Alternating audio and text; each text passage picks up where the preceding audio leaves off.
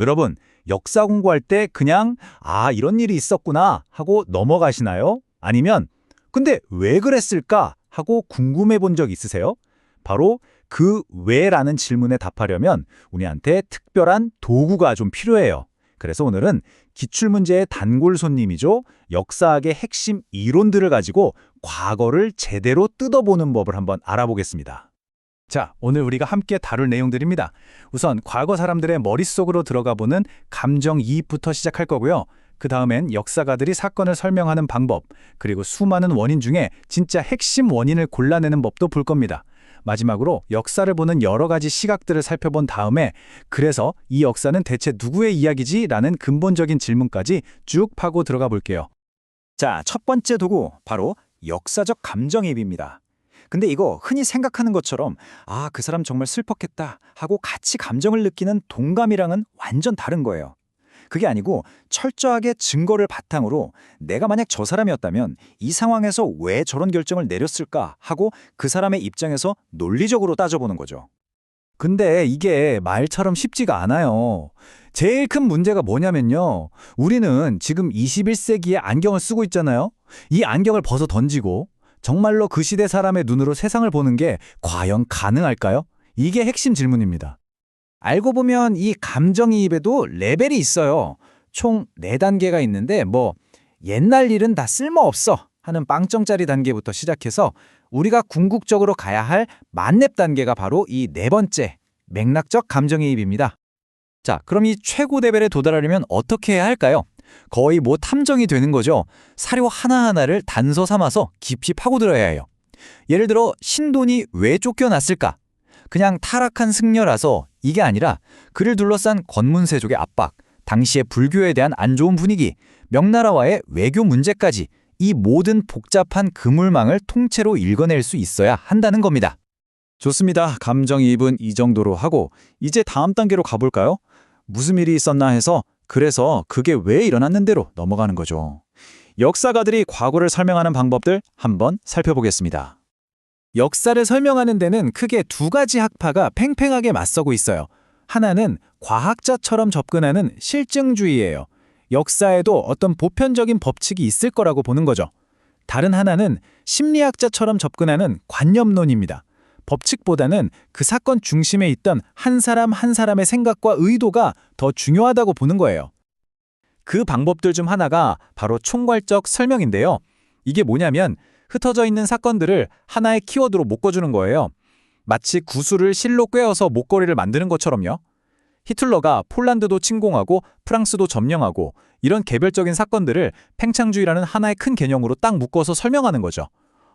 그래서 그랬구나 하고 이해가 확 되죠. 반면에 합리적 설명은 좀 달라요.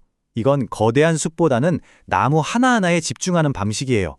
어떤 사람의 행동이 겉으로 보기엔 좀 이상해 보여도 그 사람의 목표가 뭐였는지, 어떤 상황에 처해 있었는지를 알고 나면 저 사람 입장에서는 저게 최선이었겠네 하고 이해하게 만드는 거죠. 이성계의 위화도 회군이 바로 딱 이 케이스예요. 이걸 그냥 왕의 명령을 어긴 반란으로만 보면 이해가 안 되죠. 하지만 그의 목표, 새로운 나라를 세우겠다는 야망, 그리고 이 원정은 절대 성공할 수 없다는 냉철한 상황 판단, 이 2가지를 놓고 보면요. 회군은 그에게 가장 합리적인 선택이었던 겁니다. 자, 근데 역사라는 게 과학 실험처럼 원인이 딱 하나로 떨어지지가 않잖아요. 원인이 너무 많아요. 그럼 이 수많은 원인들 중에서 도대체 뭐가 진짜 원인일까요? 역사가들은 이걸 어떻게 찾아낼까요? 바로 참원인이라는 개념을 쓰는 건데요. 말 그대로 진짜 원인이라는 뜻이죠. 이게 뭐냐면 만약에 이것만 없었더라면 그 사건은 일어나지 않았거나 완전히 다른 결과가 나왔을 거야 라고 말할 수 있을 정도의 그런 결정적인 원인을 말하는 겁니다. 그럼 이 진짜 원인을 어떻게 가려내느냐? 몇 가지 기준이 있어요. 첫째, 여러 비슷한 사건들에서 공통적으로 나타나는 기초 원인을 찾아봐요. 예를 들어 모든 혁명 뒤에는 체제 모순이 있는 것처럼요.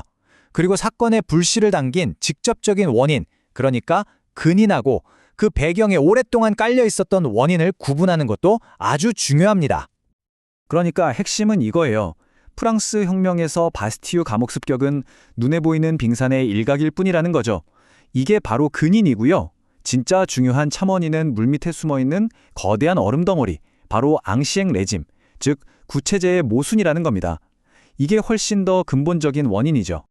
자, 이번에는 좀 더 우리 자신에 대한 이야기입니다. 역사가 위젠이 말하는 우리가 역사를 보는 4가지 유형이 있대요.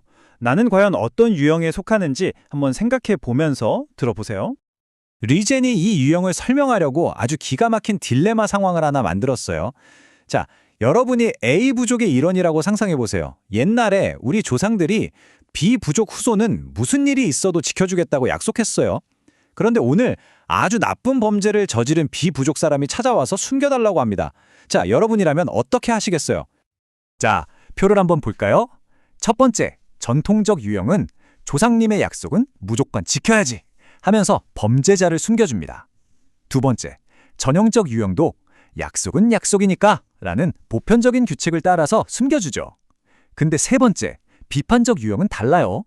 옛날 약속이 무슨 소용이야. 지금은 법이 우선이지 하면서 거부합니다. 마지막, 발생적 유형은 어때요? 점점 생각하는 수준이 달라지는 게 보이죠. 뉘제는 이 마지막 발생적 유형이 가장 수준 높은 역사의식이라고 봤어요. 왜냐하면 이 유형은 과거를 그냥 따르거나 버리는 게 아니거든요. 그 약속이 과거에는 어떤 의미였을까? 그리고 시대가 변하면서 그 의미는 어떻게 바뀌었을까? 이렇게 과거와 현재를 연결해서 변화의 과정을 이해하려고 하기 때문입니다. 자, 이제 마지막 주제입니다.